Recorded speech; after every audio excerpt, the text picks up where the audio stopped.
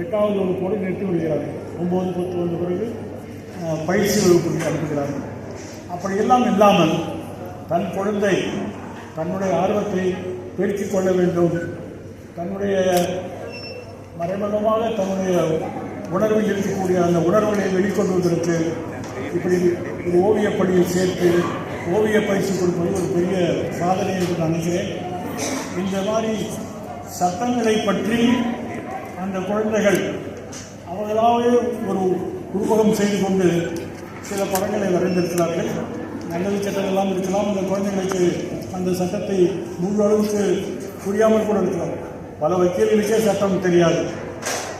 அதனால் தான் நான் சொல்கிறேன், இப்படி ஒரு ஆர்வத்தை தூண்டும் பொழுது அது அந்த கலையை தாண்டி அந்த ஓவியத்தை தாண்டி இன்னும் அவர்களை வேறு ஒரு உலகத்திற்கு எடுத்து செல்லும் என்பதில் நிச்சயம் எனக்கு நம்பிக்கை இருக்கிறது.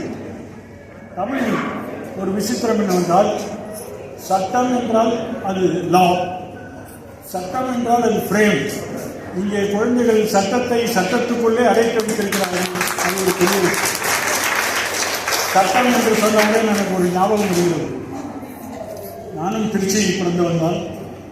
என்னுடைய அம்மாவை எல்லாரும் சட்டம் என்று சொல்லுவார்கள். எங்களை எல்லாம் பக்கத்து வீட்டுக்காரர்கள் சட்டத்தின் மகன்கள் என்று சொல்லுவார்கள். வெகு நாட்கள் எனக்கு அர்த்தம் தெரியாது.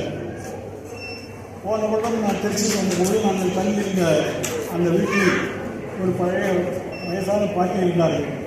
அவரை போய் பார்த்து, அவருக்கு 97 வயசு இருக்கும். எங்கள் அம்மாவையே எல்லாரும் சட்டம்னு சொன்னாங்கன்னு கேட்டேன்.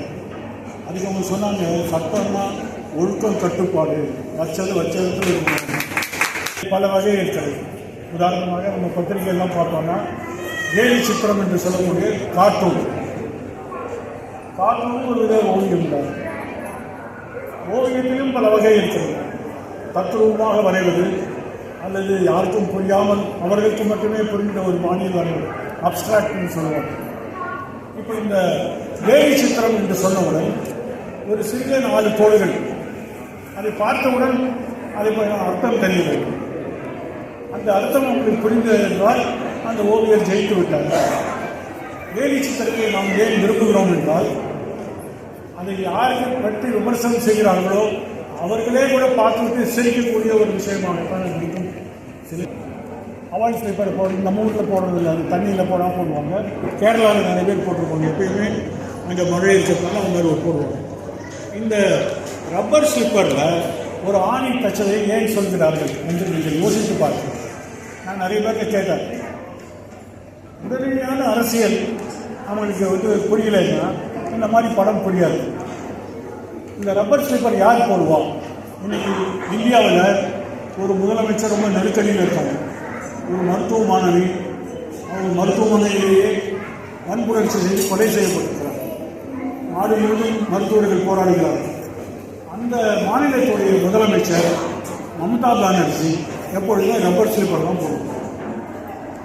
அதனால் என்ன, அந்த கருத்து சித்திரத்தை வரைந்த அந்த கேலி சித்திரத்தை வரைந்த அந்த ஓவியர் ஒரே வார்த்தையில் சொல்கிறார், அந்த ரப்பர் ஸ்லிப்பரில் ஒரு ஆணி இருக்கு, தனக்கு வேண்டாத ஒரு முள் ஆணியை தைத்து கொண்டிருக்கிறார்கள். ஏன் நான் சொல்கிறேன்னா, ஒரே நிமிஷத்தில் ஒரு சின்ன விஷயத்தை அவங்களால சொல்ல முடியும். இப்போ ரப்பர் ஸ்லிப்பர்னு நமக்கு என்னென்ன சிந்தனைகள் வரும்? போன வருஷம் மோடி சொன்னார், ரப்பர் ஸ்லிப்பர் போட்டுட்டு யார் பிளேனில் போகிறாங்களோ அன்னைக்கு தான் இந்த நாடு உண்மையிலேயே பெருமை அடையணும்னு சொன்னாங்க. அதுக்கு என்ன அர்த்தம் தெரியல. பிளேனில் போகிறவங்கன்னா ஷூ போட்டு தான் போகிறாங்க. நிறைய பேர் வெத்துக்காலில் போகிறாங்க. சபரிமலைக்கு போகிறவங்கெல்லாம் வெத்துக்காலில் தான் போகிறாங்க. யாரும் பிளேனில் ஷூ போட்டு போகல.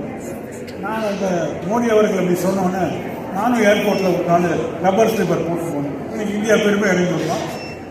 சில காட்சி பொருட்களை நாம் பிரபலப்படுத்துவதன் மூலம் பெருமை அடைகிறது. ரப்பர் ஸ்லிப்பருக்கு நிறைய அர்த்தங்கள் இருக்குது. உதாரணமாக இந்தியாவுடைய